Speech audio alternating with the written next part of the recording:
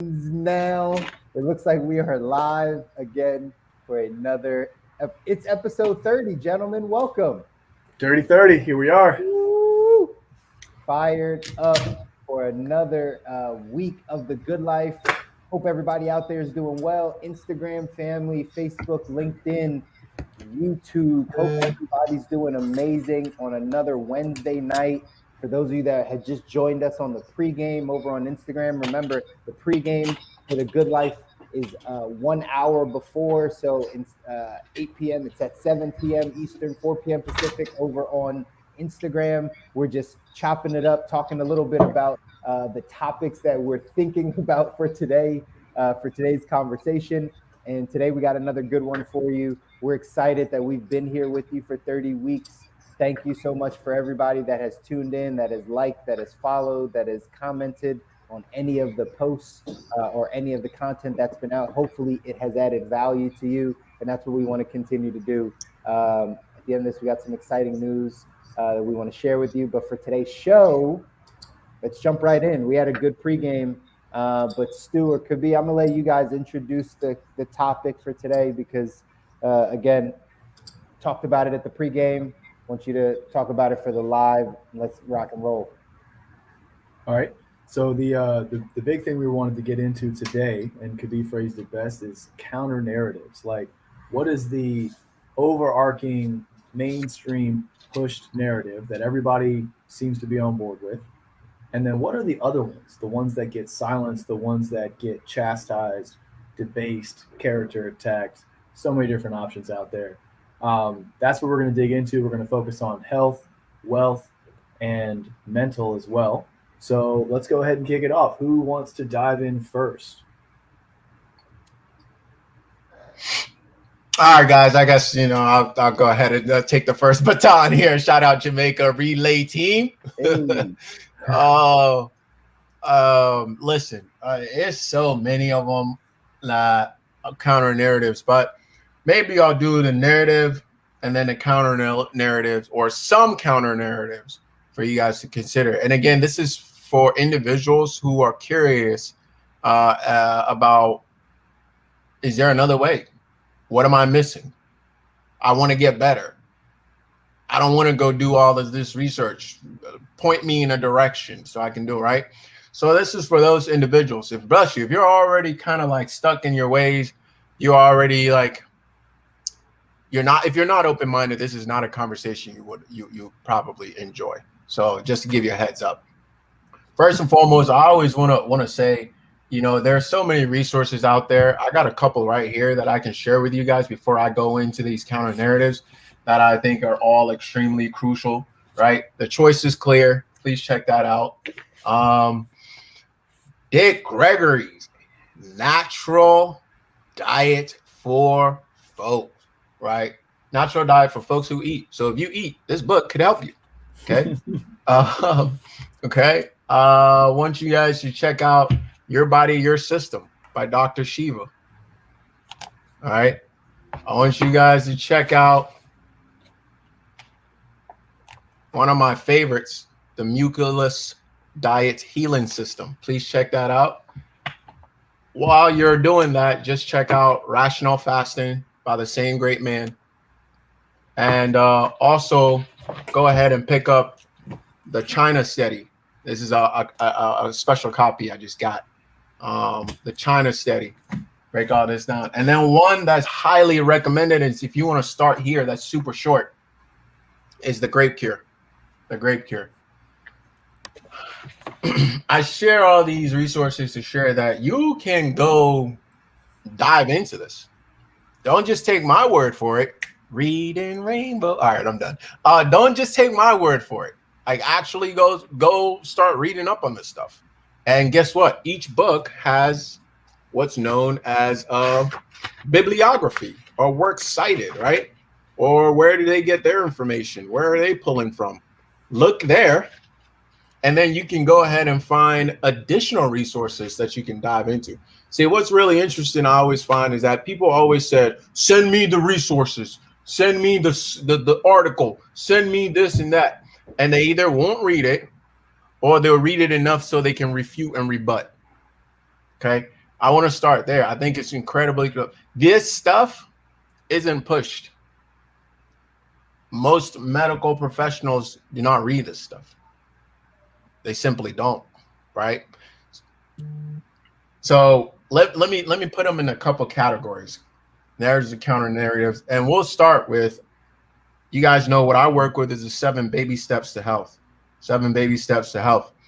Let's look at just a couple to start out with. Hey, what's up, Serge? A couple here to start out with. Food, water, breathing, sunlight. Just that. Let's start there. And then I'll add Mother Earth or feet to that. Mother Earth, feet, shoes. I'll add that to that. Okay, just those right here. 1, 2, 3, 4, 5. I could just take one of those, by the way, but I'm gonna skim off the top so you guys can get a full understanding of what's going on. See, what we've been told food wise is that we should count calories. All right, we got to eat our macronutrients. I was gonna say, I've been having the protein conversation with people forever. We got to eat our macronutrients, right? So our protein, right, fat, right, and our carbs, right. We have to eat 3 meals a day, breakfast, lunch, and dinner, right? Just those right there. That's the dominant narrative. See, it's not that those are wrong. It's that they're not complete. I'm not saying it's dead at, well, some of it is straight up wrong. Straight up. We don't need 3 meals a day. We just don't. I don't know who came up with that. Actually, I do. Shout out Chris, right? You didn't come up with it, but you said this a little earlier. I actually counter narrative to that. You don't need 3 meals a day. You only need enough to sustain your level of activity and your metabolic functions. And consuming anything more is actually poisonous and harmful to the body. Like, not that it's like, oh, it's bad for, no. It's actually poisonous and harmful to the body, right? So that's food. Counting calories. That's only important one if you're trying to do a modern thing, right? So what do I mean by that? If you're trying to be a bodybuilder, right? Where you need precision, like you're dialing in on what's up, right? Or if you don't eat our species specific diet. There ain't no way you can eat our species specific diet. And if you don't know what that is, hit me up. I got you. Okay. You don't get everything right here. Come on now. Don't get greedy. Okay. If we don't eat that, if we eat our species specific diet, we never have to think about calories ever.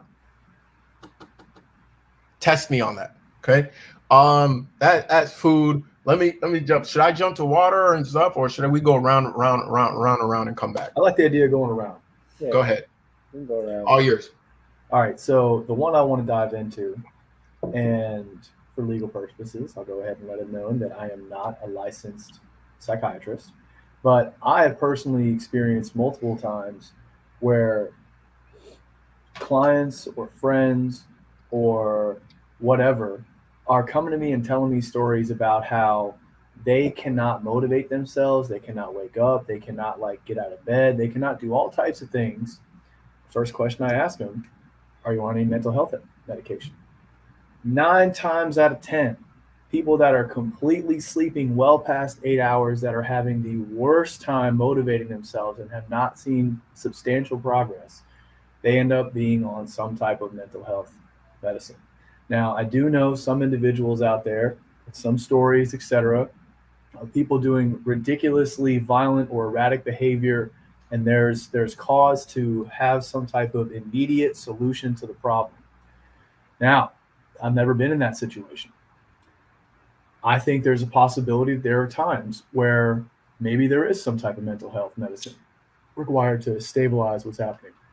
But oftentimes, I'm the first one that actually mentioned to them, what does your lifestyle look like?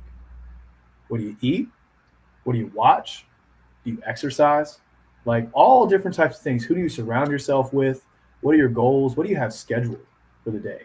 And all of these things seem to get completely ignored by whoever's prescribing them. So my big thing that seems to be the common narrative is the moment you experience something of a mental variety, you're supposed to have a pill to solve that, because that pill will counter whatever is being produced in your body. Here's the thing, folks. That pill's got more stuff than just dopamine in it. It's got more stuff. It's supposed to numb you in many circumstances from people that seem to have such great highs and lows. I'm here to tell you, you can completely regulate your highs and lows with routine and by focusing on the details of your lifestyle. I've done it myself. I've been through depression. I've been through anxiety. I know that me personally, I am a fucking example. And I get very passionate about this topic because I argue it with a lot of people. A lot of people that may not have been as low as I've been before or as wound up as I've been before. But I figured it out. Of course, I'm not perfect. I still got things I got to figure out. I'm no robot. But if there's a way to do it naturally, where you're not taking in something that makes you feel tranquilized, talk to me. That's all it is. Talk to me. Huge. Got, Chris? That's huge. So on the financial side, and I'm going to catch a couple people up, or just make sure everyone that's watching or listening knows why we're having this conversation around, the common narratives, the narratives that we hear out in the world around a lot of these topics that allow people to, as Kobi said, right, not think as much, kind of dumb us down a bit, right? Like some of those types of things that we stop thinking about. We just go with the flow in these areas. And these are narratives that we're constantly being told or fed, and it's causing us to go one direction. But just like Kobi said earlier, right? Like if you're the person that's thinking like, but there's got to be another way, right? There's got to be something different. Well, there are other narratives. Like there's other things that like you can do or that you can learn in order to take your life in a different direction if you don't just want to go with the flow. And we are kind of diving into some of those things right now. Before I jump into mine, I'm going to share what Greg said on the screen. Said that I can't even benzos almost killed him, destroyed his life, way over prescribed by psychiatrists. Praise God, he has his life back. So kudos to you, Greg. Right, but that's exactly what Stu was talking about. Yeah, right? Yeah, Greg, I'm sorry you went through that, brother, but I'm glad that you got to find a way out of it. A lot of people get stuck on that hook. So way to get after it. That's right. Very popular hook. It's a big deal. Very, very popular. It is. And again, these are common narratives, right? Like it's very popular. These are the things that allow us to continue to go with the flow. And we're trying to break that up because in order to get to the good life, guys, to be honest, you got to go away from the flow, right? You got to go away from it. You can't go towards it in order to get to that life. So that's what we're covering today. We're going to keep going around. For me on the financial side, you guys know, right? Like I talked about this and I shared a little bit on the pregame that like I've been pushing back against the common narratives for middle America, right? Like middle income families, right? Like I've been pushing back against the narratives that have kept them in the middle class for my entire career, right? One of the biggest ones that I constantly push back against, and I mentioned this earlier, is home ownership, right? Home ownership.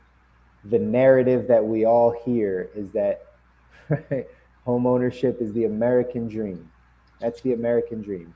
To own a home, right? The whole white picket fence, spouse, 1.5 kids, dog, yard, right? Like that becomes the dream. And when I get a chance to sit down, and I've sat down with a ton of people, and we go through that process of, hey, what are your goals? What are your dreams? What are you trying to do with money? How are you thinking about it? Inevitably, 9 out of 10 people that I sit down with that fall under like middle America, middle income families, they say that their goal is to buy a home for themselves to live in or another home, right? Like even if they're already in one, it's we need another one. Or if they don't have one, that is the goal, the main goal, right? And I've pushed back against that because that narrative, who does it, right? Again, we don't know who made it up, but I do know who made it up, right? Like I know that narrative serves banks and the government, That narrative serves banks and the government. And again, this is where we have to start to break down some of the things that we might have been told or what we've been taught to understand that who we got that information from might not have had the best intentions getting us that information. So home ownership, a lot of people say owning your home is an asset. When I ask that question, is the home that you live in, the home that you currently occupy and live in, is it an asset? Is it a liability? The vast majority of people would answer that question and say it's an asset, right? Well, my definition and many people's definition, I haven't even gotten to the place where I could say this is the actual definition because, money is different. Currency, the way people talk about money is different, right? But a lot of experts will follow this definition of an asset being something that puts money into your pocket on a monthly or annual basis. And a liability is something that will take money out of your pocket. Okay. So that's just a basic working definition of an asset and liability. Does this thing put money into your pocket? Does it take money out of your pocket? Right. Now, if you understand that owning a home, the home that you live in, does it put money into your pocket on a monthly or yearly basis, or does it take money out of your pocket to occupy that home? Well, the answer is, right, it takes money out of your pocket. You got to pay the mortgage. You got to pay the taxes. You got to pay the maintenance. You got to pay the electricity and all the things. Like, it takes money out of your pocket. And so then people hit me up on the other side. It's like, yeah, but what if you sell it? Then you have the equity in the house and all those things. Yes. But the way to realize that equity is by selling the asset, right? If you call it an asset, the only way to realize how much you actually have, you have to get rid of it so you can actually profit from it, not so that like you have an asset, right? Like it's not actually the asset. You can profit from that, but you won't own it anymore. So understanding this one kind of underlying thing when it comes to money and home ownership is that house might not be the best financial decision for you at this moment. Not saying that you should never own a house, not saying that it's not practical to, because people want to get into the rent, right? This is what always happens in all of these things. I'm sure we're going to find like a common thread that people want to switch the narrative to some other conversation, right? So people want to get into the rent versus mortgage conversation. Well, it's more practical. If I'm going to pay this in rent, I might as well pay this in mortgage. Got it. Understand. However, let's just look at the actual thing that we're talking about. Is that house an asset? Is it a liability? It's going to be a liability because it's taking money out of your pocket. You're constantly going to have to feed that thing, and it's not putting money into your pocket. Now, real estate as an investment is a completely different conversation. Real estate where the purpose of purchasing that piece of real estate was so that it can make you money, put money into your pocket, cash flow you. Well, that is an investment, right? That is an asset. That is what happens. But understanding that you wanting to own that home doesn't necessarily mean it puts you in a better financial position. Most times, if you're not prepared, it'll actually put you in a worse financial position to purchase that home. This is a narrative that we hear a lot. And I push back against, and I talked about this at the pregame. Like, I'm used to people disagreeing. I'm used to all of you that are watching right now being like, I don't know about that one, right? I'm used to that side of it. But if you play out the numbers, if you really played out the numbers, if you really said, okay, this house that I'm consuming, that I choose to live in as an investment, let's actually look at the numbers. When people give me the rent to own conversation or the rent versus owning conversation, I said the only way to really compare these numbers, the only way to compare the numbers is not rent to mortgage, it's rent to everything that goes into that home. Everything. Every Lowe's trip, every Home Depot trip, every call of the plumber, every call of the electrician, everything. That's how you calculate an investment. It's every dime that you've put in. So if you really want to talk about it, you have to look at not just what you purchased the house for and what you sold it for, but also how much went into that house.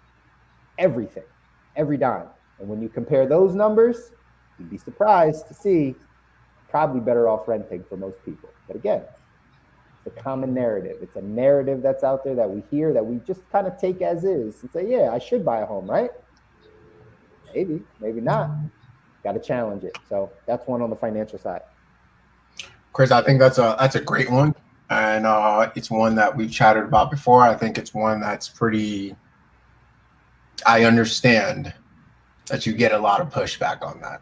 Why do you get a lot of pushback on that is even more important, though, because there's been so much effort, so much resources invested in pushing this narrative so people believe it. And you'll see that common thread throughout all the ones that we share today, right?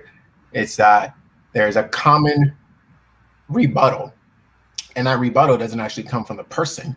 It comes from the robot behind the person that's been programmed by all of this propaganda to believe that that's the case. And it was something that I thought for a long time. I was like, oh yeah, almost asset.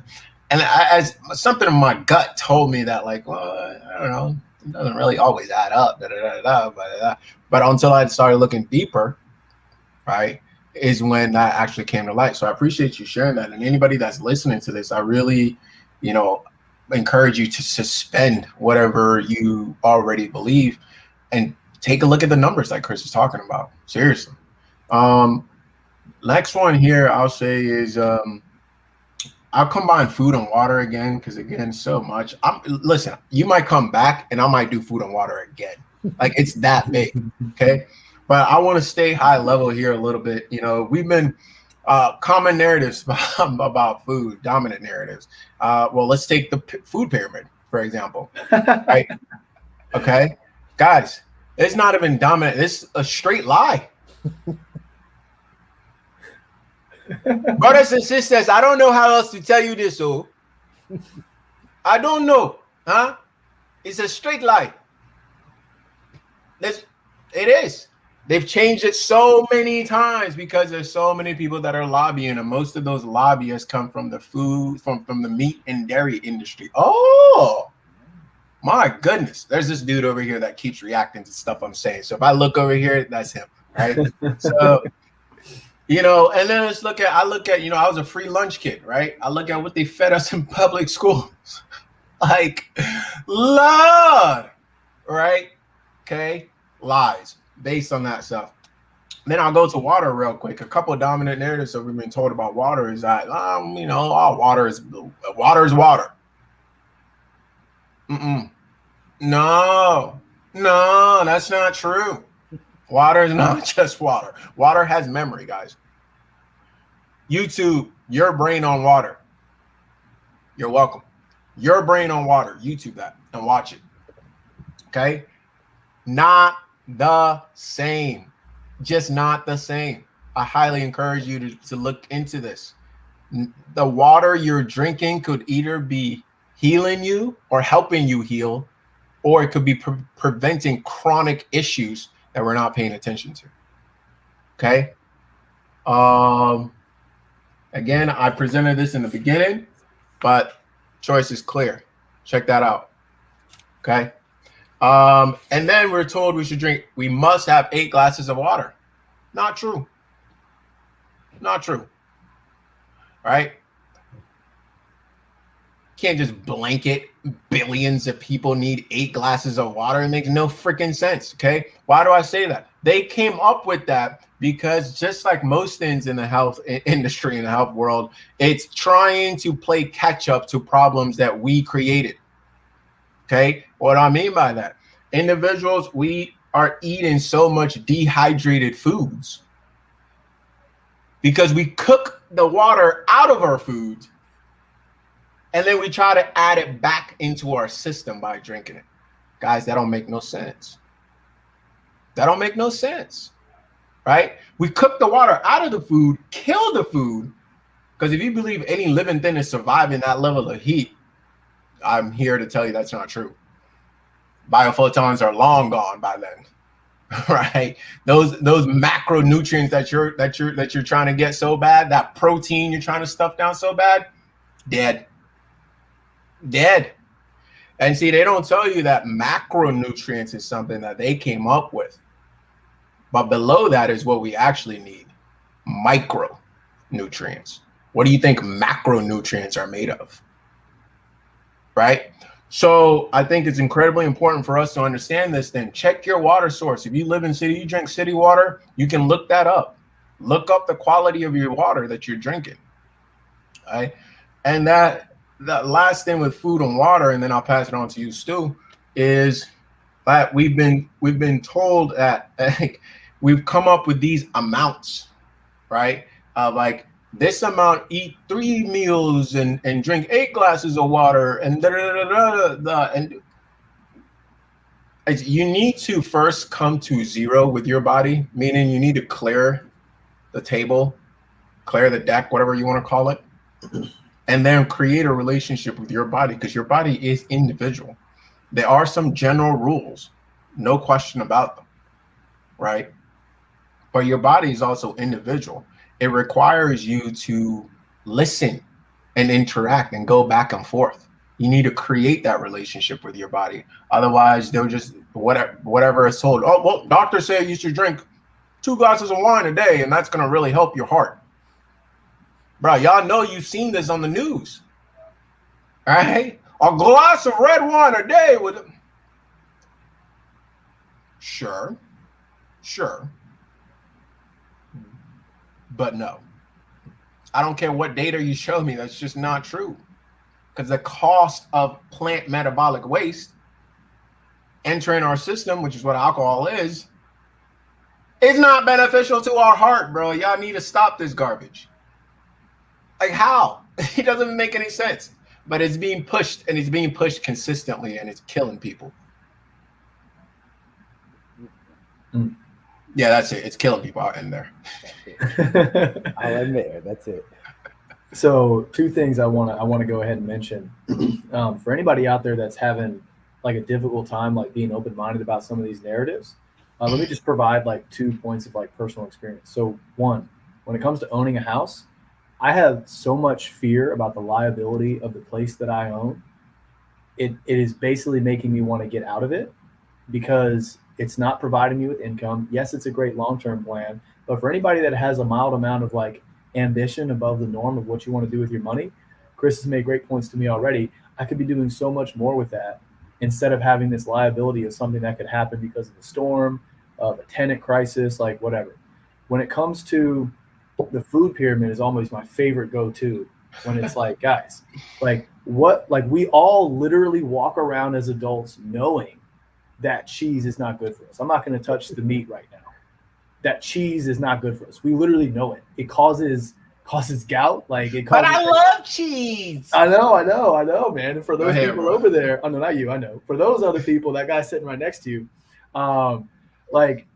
we all grew up on this. But as adults, we look back and it's like, wait, that doesn't make any sense. You're telling me if I eat all this bread and all this cheese, I'm going to be healthy? We know this to be a lie.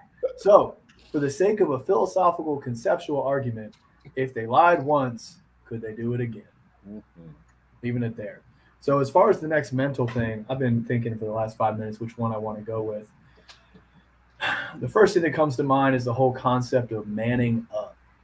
Don't do it to them. Of swallowing your pride, of just holding in your emotions and just not letting people in. I used to not ask for help. I was depressed. I probably could have saved years of that if I actually had have gone to somebody. I was raised by the old school where you figure it out on your own. And what's really great about the newer generations is there are tools out here to help you guys get help. So for anybody that's out there not enjoying their day, unexcited to wake up, find somebody. Could be a coach, could be a therapist, but just talk to a couple people. Try and figure out like who's got your back. Who do you really feel comfortable with? Because I know way too many men that just pretend like everything's okay because they have this idea that if they don't act as the rock, no one's going to look up to them as a leader, as a father, as a husband. And I'm here to tell you the best relationships I've ever had is when I've been vulnerable enough with somebody to earn their trust, to let them know like, hey, I'm being vulnerable with you. You can be vulnerable with me. Let's talk about it. Let's figure it out as a team. You cannot build the life you want in your own box, just bouncing around all these negative thoughts. So this whole idea of manning up and not crying or not letting your anger out in a healthy way that is not cause violence or harm to other people. By the way, there are things that do that. I think one of the most popular ones, it's called fucking boxing, like punching bag. Okay, like dude, seriously, there are ways to release your anger or to release your sadness. Like do that. Don't drink it away. Don't be the man that gets to say, oh, you know what, I've earned this 5 glasses of whiskey today. This is how I'm going to handle Oh, it. jeez. Or tequila if you want to hit a little closer to home. But long story short, guys, don't man up. It's not a thing. It's just something that people have programmed into us to make us not reach out for help. Go get you some help. You don't like your life? Figure it out. Get some help. It's huge. That's huge. How many times as a kid did you hear, be a man, or like man up, or toughen up? I'm actually very grateful. I heard it a little bit. Yeah. I'm very grateful I didn't hear it as much. And I think part of the reason why I didn't hear it as much is because I did not buy in to the most like heteronormative masculine sports, football, etc. Where it's like you're gonna take this concussion and you're gonna like it until you've taken so many concussions that by the time you're 40, you can't think. But guess what? You were a man, so good for you. What sports did you play, Stu? Did you play any sports? Soccer, basketball, baseball, swimming. Yeah. I could go on. So you still got it. I mean, you still could have gotten it from other areas, yeah? I could have. I think I had amazing coaches. Yeah. But I think it really comes into play with the contact sports. Yeah. That's where it's like be tough or die. And you know, there is in those things, there is some truth. There is a psychological battle that has to take place. If you show weakness on a field, people will come after you like sharks in the water, like blood in the water. So there's a balance that has to happen there. But at the end of the day, man, fellas, like open up. Your woman wants to take care of you emotionally, just like she wants you to take care of her emotionally. The best way to do that is to get honest with her. That's good, man. That's good. Gems. Those are huge gems, and hopefully everyone listening is writing them down. I think this is like such a noteworthy episode for episode 30. Yeah, Ashlyn, check this out. Yeah, right. y'all should definitely be taking some notes on this one. But yeah, man, you guys have been saying some good stuff on the financial side. This is another one that get a lot of pushback on, man. Because again, when you go against the grain, from what the masses think or where people are headed, man, be prepared to get some pushback. Be prepared. But again, it's how you get to the good life. If you want what everyone else has, then you can do what everyone else does. If you want something different, you have to do something different. So it's something to always remember, right? If all your family's doing one thing, you have to ask yourself, like, do I want to be where they are? Is that the life that I want? No, well then I don't think I can do what they're doing, right? Or Russ, the rapper, a line. He said, if I'm taking your advice, I'm following your mistakes, right? Like, really, if you're like listening to somebody, then they're probably not going to tell you all the mistakes, all the things that happen, all the kind of the downsides of it. So you're going to run into the same things. But man, on this side with this financial product, I'll tell you, I've had my share of bouts over the years with people around this topic of the 401k and how this narrative of if you have a job that offers one, it's in your best interest to put money there, right? No matter who you are, no matter what level income you're at, no matter what job you have, or whatever your future financial plans are, if they offer you a 401k, you better take it. Otherwise, you're stupid. Because if you miss out on that match, you're just an idiot, aren't you? Right? Like that would just be too much to miss out on some free money. You hear all these things, right? You hear all these same things that people constantly say about this product, right? And again, who is it benefiting? Does it actually benefit the employee, the person that puts money into it? What's the narrative? Why does your company incentivize it? Most people don't even know this. That your 401k, the reason why the company matches is because they don't pay any taxes on that money. It's a tax write-off for the company, for them to incentivize you, the employee, to put money into that vehicle. But who pays taxes on that money? You do. The company does it. You do. So if I told you, hey, you got to pay taxes on your $5, you'll be like, all right, cool. If I say, hey, I'm going to give you an extra $5 and you got to pay taxes on that too, you would have a different thought. You wouldn't just be like, oh, well, it's free money, of course. You would actually think like, do I want to pay taxes on that? Should I take that money? Would it be benefit? You would actually have a part where you would think like, is that the right decision for me? But the narrative that they tell us with retirement is you got to put money into this 401k, this TSP, this 403b, this 457 plan, whatever they offer you at work. It's all the same stuff. It's all tax deferred. And again, are we thinking about exactly what this says? We'll have a little financial education on here, right? And I'll give you guys exactly what I tell people, how you should think about tax deferred products. Tax deferred, 401ks, traditional IRAs, TSPs, 457s, pension plans, 403bs. They all fall in the same category of tax deferred products, okay?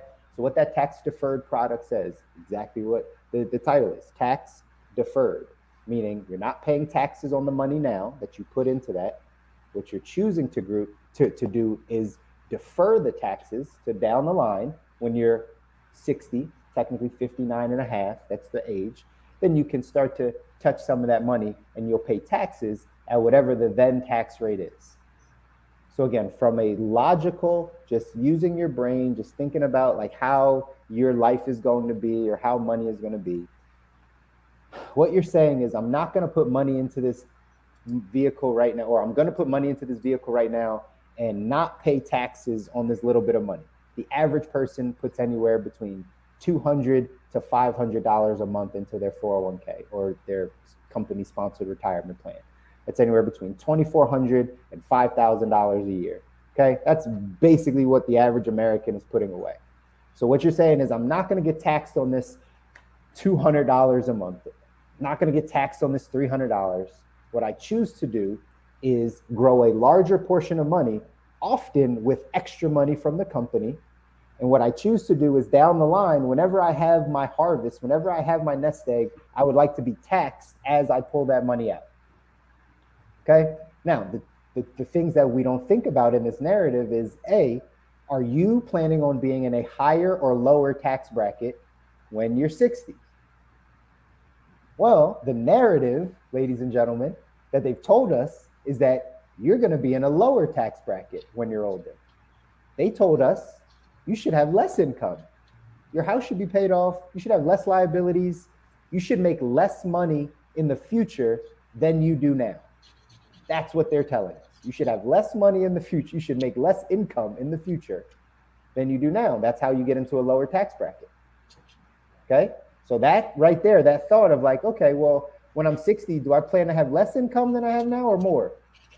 If your answer to that question is more, then right there, tax deferred product might not be for you. That's one strike or one red flag, right?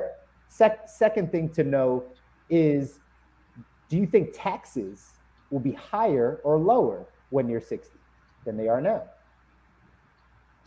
I often educate people also that like the top marginal tax rate in this country in 1960 was 91%.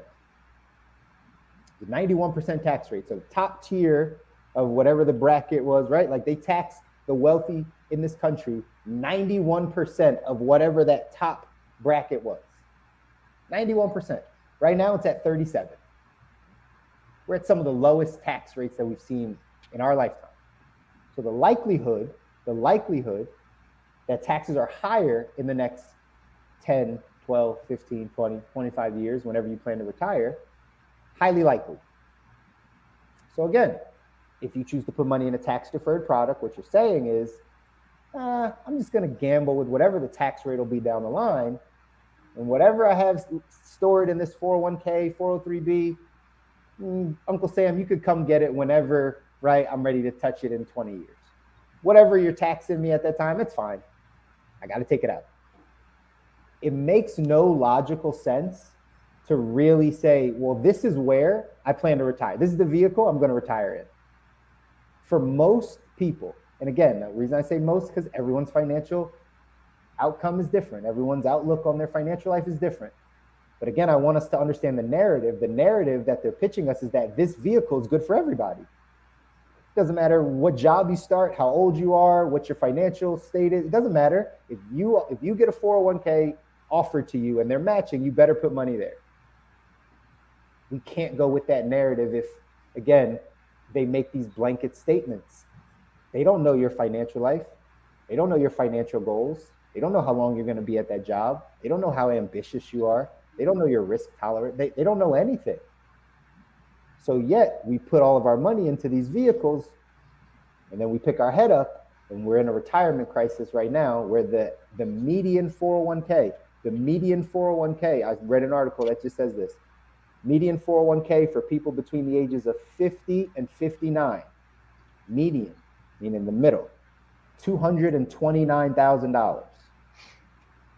$229,000 is the median 401k in this country for people between the ages of 50 and 59.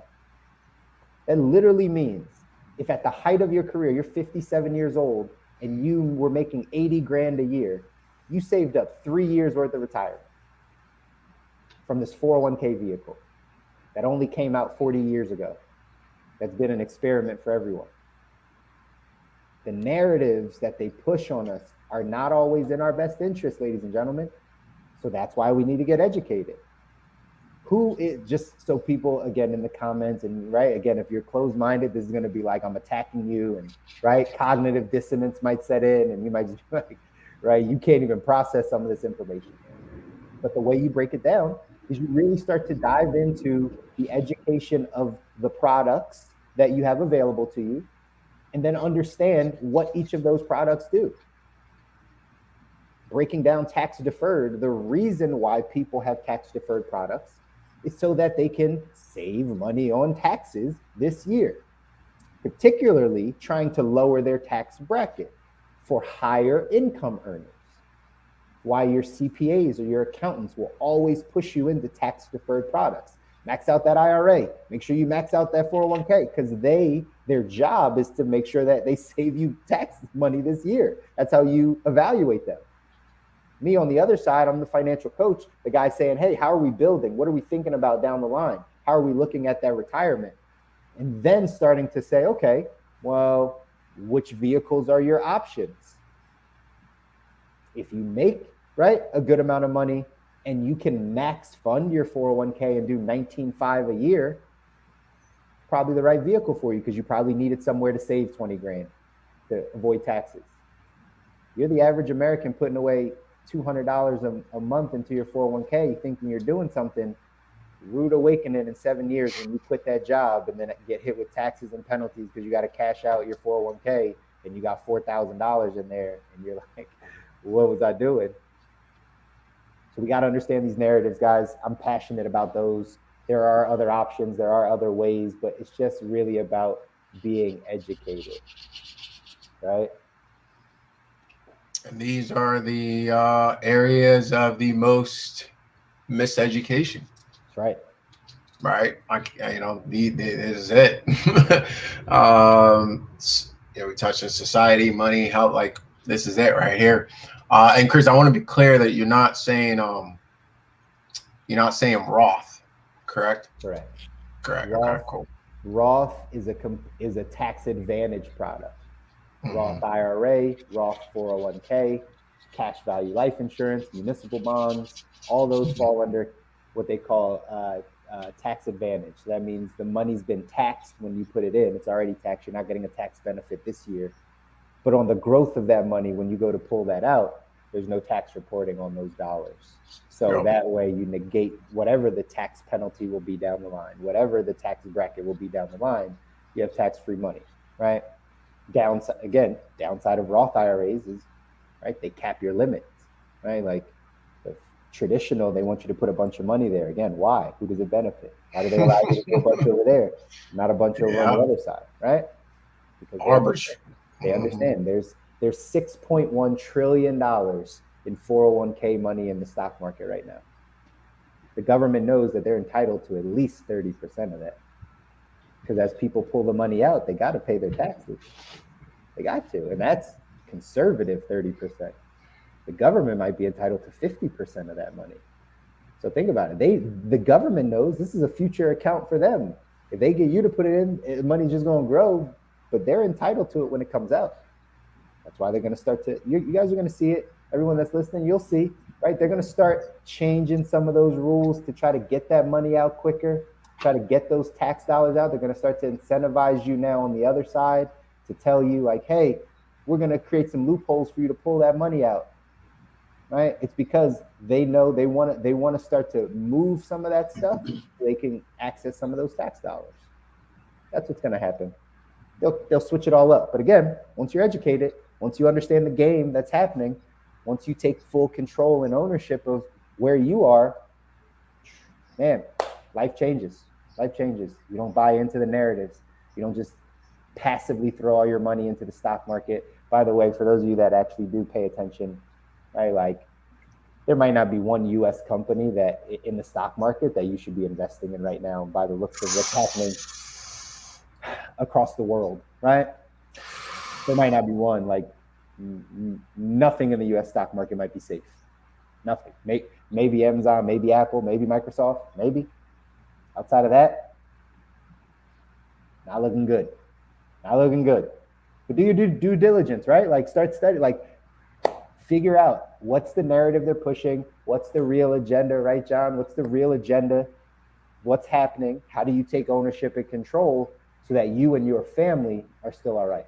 That's really what this is about, right? From a health side, from a money side, from a mindset side, happiness, like this is what it's about. Like, how do you take control over these things? Get away from the misinformation, get away from the narratives, get back to thinking, get back to using your brain. How do we do that, right? And that we just, us three up here, we just want to, shed some light, plant some seeds, tell you that there are other ways. If you're thinking that there's not another, there are other ways to get there, wherever it is you're trying to be in any of these areas, right? So. All right. Yo, I appreciate you breaking that down for the folks, man. I know I've definitely had some tough conversations around those things. And a lot of people just can't even wrap their brain around that. Wait, what? That's not the best thing to do, but that's what I've always heard. Well, that's why we're doing this episode, right? And I'll go ahead and I guess maybe bring it home here, but I'll try to leave a little bit of time here, Stu, for you to bring it home. All right, fine. I guess I'll go with these last two here, guys. I'll go with these last two. I go with the heavens above and the earth below our feet. Okay. We've been taught two narratives that are extremely detrimental to our well-being. One is that we need to block the sun. Okay. That we need to, there's some terrifying rays that come from the sun that's just killing people by the thousands, right? Millions dropping dead. Okay. So as a result of that, we need to go up into the sky with a whole bunch of planes and spray things in the air that block sunlight from coming in. If you've ever seen those planes in the air with the steamy trail behind it, guys, that's not a passenger plane. That's not like some cargo plane. They're spraying stuff up there. All right. You can look this stuff up. This is not some theory. This has literally been front and center. Come out and said it.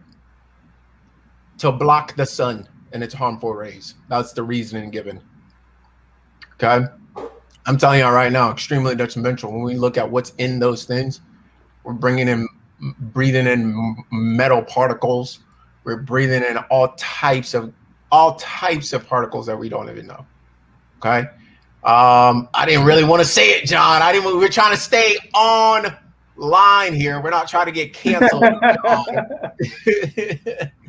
But John did state, and it's his opinion, which I may or may not agree with, that it's called chemtrails. I don't know. Look it up. Okay. Duck, go it. Trying to get us canceled, John. And that's from above.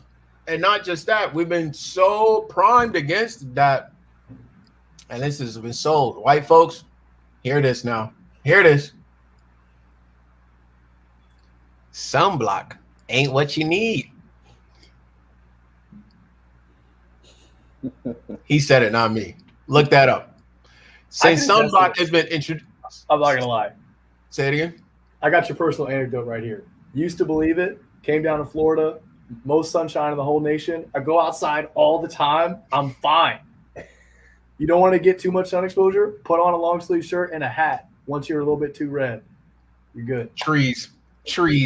There's trees for a reason, guys. And what you described, thank you for sharing that, Stu. What you just described is what I say or present, is that it's a question of progressive overload. Okay, you can't go in the gym and go lift 500 pounds. You got to work your way towards that. If you don't get a lot of sunlight, you can't just all of a sudden go out and get freaking 8, 9, 10 hours of intense sunlight. Of course, that's not going to do you good. But progressive overload gets you to where you need to be. And sunblock, since introduced, has actually increased the cases of skin cancer. So I mean, I'm not presenting just like, hey, this is a way. Like, I just want y'all to think about that. The thing that's supposed to protect you, since introduced, we're talking like 500 plus times. So did it do good or no? I don't know. Y'all figure it out. Okay. That's from above going down. 2 ways I just gave you. Okay. Guys, progressive overload for the sun, vitamin D, natural source, swallowing vitamin D. It's just not the same. It's not the same. Don't be fooled. Don't let them fool. Well, you got to go. Got it. Thank you, doc. Cool. Pound. Bye. Okay. No, get it straight from the source. There isn't a damn thing we've made that's better than the natural thing. Okay. Not a one. Okay. We may fool ourselves into thinking so, but not a one. Okay. That's that. And then the bottom coming back to the earth is that we need to continuously protect our feet. Right. That's the big one right there. Protect our feet. So we have these caskets that we put on our feet, which are dead, right? And we carry these caskets around our feet all day, and they mold our feet. They soften our feet, meaning that they make our feet some like, I use words I don't want to use, but it makes our feet basically like that pudgy kid in the gym that ain't gonna do nothing, right? Just soft, putty, no form, nothing, just dead feet. We have dead feet, okay? And not only dead feet, there's a second one right here that you got to Stu, is that it literally creates a barrier between all of the electric forces that we get from the earth. All good things we get from the earth, right? It literally creates a barrier. So not only are we inside all the time, we don't go outside to get the sun, right? But we also then, when we go outside, we put caskets on our feet and we don't get the electrical charge or able to discharge to the earth. It goes both ways, right? Both of that, terrible. Shoes then deform our feet, so the function of our feet is totally messed up, right? So guys, let's look at that again. And then also look at how much money is made in both industries, particularly the shoe industry, because we can all just see it, right? Okay, shout out Jordan, but he ain't never done shit for me, and I sure as hell am not gonna buy any of his shoes. All yours. I don't know how to follow that up. That was awesome. Okay, so the one that really sticks out to me here is, we hear it all the time, but destination addiction and happiness. Let me break that down. We've all heard the expression, money doesn't buy happiness, but it does provide you with opportunities to protect yourself. But I think what a lot of people, and from my observations, especially more so down here in South Florida, A lot of people really think that once you get the house, which Chris already touched on, once you get the partner, once you get the kids, once you get the job, once you get to retirement, you're going to be happier and happier and happier and happier. Guys, it's such bullshit.